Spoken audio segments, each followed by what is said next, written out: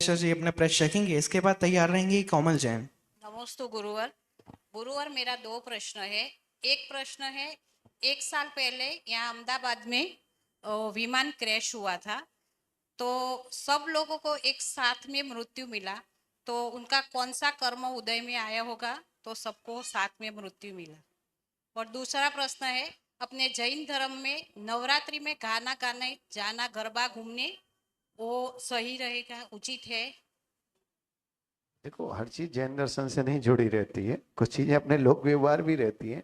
पहली चीज तो आपका प्रश्न है कि जी कौन सा पाप है, तो ऐसा है कि भाव फल प्रदर्शनी नाम का एक ग्रंथ है अपने यहाँ, उसमें बहुत अच्छा है।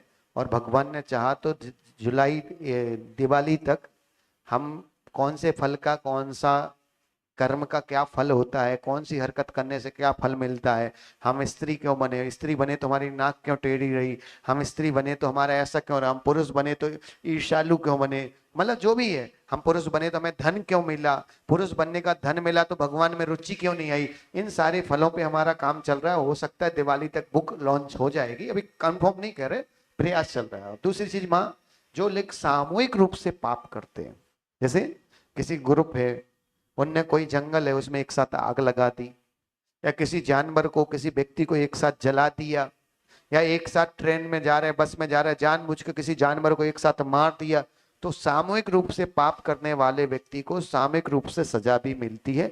विश्वास रखना, वो सब मरे हैं, हम ये नहीं कह रहे कि उनके साथ गलत नहीं हुआ, 100% गलत हुआ, पर याद रखना कि उन सब ने पूर्व पर्याय में किसी न किसी को सामूहिक रूप से नियम से जलाया था। इसलिए आप कल्पना करो, कोई राजस्थान में था, कोई मध्य प्रदेश में, कहाँ कहाँ से लोग एक साथ बैठे, तो ये नियोग रहता है कि जब आपने सामूहिक रूप से पाप किया तो मृत्यु भी है, जब आपकी जहां सामूहिक आती है, इसलिए हुआ। दूसरी चीज, नवरात्रि में गरबा आदि में जाना, देखो गरबा आदि में जाओ, इसमें कोई दोष नहीं है, ठीक है, पर एंजॉय के लिए जाओ, धर्म के लिए मत जाओ।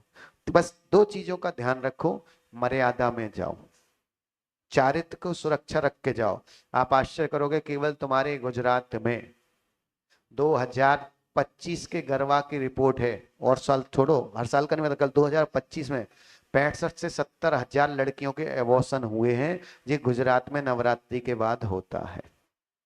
इसलिए हम तो, एक हमारी व्यवस्था है, मनोज भाई भी सही समय पे आ गए, हम तो प्रयास करते कि नवरात्रि में चतुर्मास कमेटी ही मंदिर के अंदर ही बढ़िया बड़ा पांडाल बना के, क्या होता 2-5-10 लाख रुपए खर्च होंगे, ऐसे बढ़िया डोनर ढूंढ लो, उनके बढ़िया 1-1 लाख वालों के बैनर लगाओ, और बढ़िया समाज का गरबा समाज में करो। हमारी बेटी भगेगी भी तो कम से कम हमारी समाज में ही तो भगेगी,